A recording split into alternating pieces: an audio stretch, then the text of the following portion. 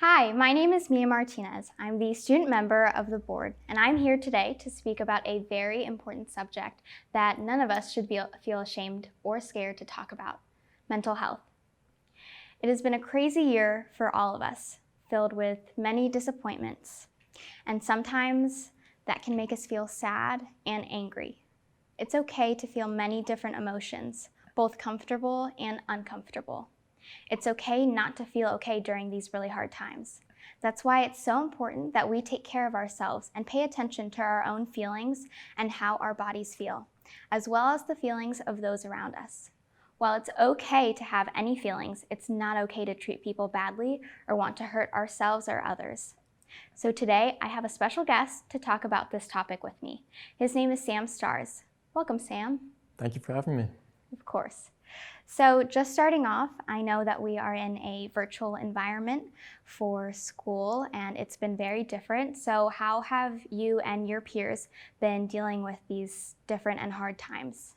Yeah, I think the most important thing that myself and my friends have done has just been trying to maintain a consistent schedule and one that's similar to what we did before quarantine started. Mm-hmm. So, continuing to FaceTime each other, going to the track because, I do track and field and that sort of thing. Gotcha.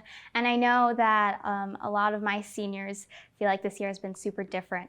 So really just making sure that we keep those connections. So how have you been able to keep yourself focused and motivated? Well, actually, at the beginning of quarantine, I saw some guy post on Instagram. It said his quarantine mission was to come out on the other side when everything ended and, we were back to normal in the best situation possible. So I kind of adopted that as my own goal. And I kind of look at this time of pandemic as a time to, develop myself fully so that, when quarantine finally ends, I'm not worried about my grades. I'm not worried about sports or anything like that. Gotcha, for sure. And how have you been able to keep in touch with friends? I know that we used to be in this environment where we would be able to see our friends every single day, and we got used to it. And so now being virtual, we haven't been able to do that as much, and it's really been a big change. So yeah, it's definitely been rough. I think it's been rough for everyone. My friends and I, we've just FaceTimes, we text constantly, that sort of thing, just trying to do whatever we can to stay in touch. It's not the same, but it's something, so that helps. Yeah, and it's super important just to keep in contact with those people that you usually would. We can't revert back to something that isn't normal, and keeping those contacts with each other. So what kind of stuff would you guys do for fun? It's always good to hop on PlayStation with the boys, get some video games in.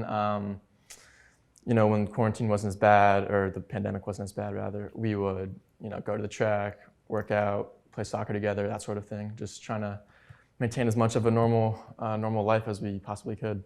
Yeah, of course. So I know that something that me and my friends started doing back in the summer is we would go to a parking lot and set up some chairs, bring some snacks, and get a speaker, and we would just be able to talk.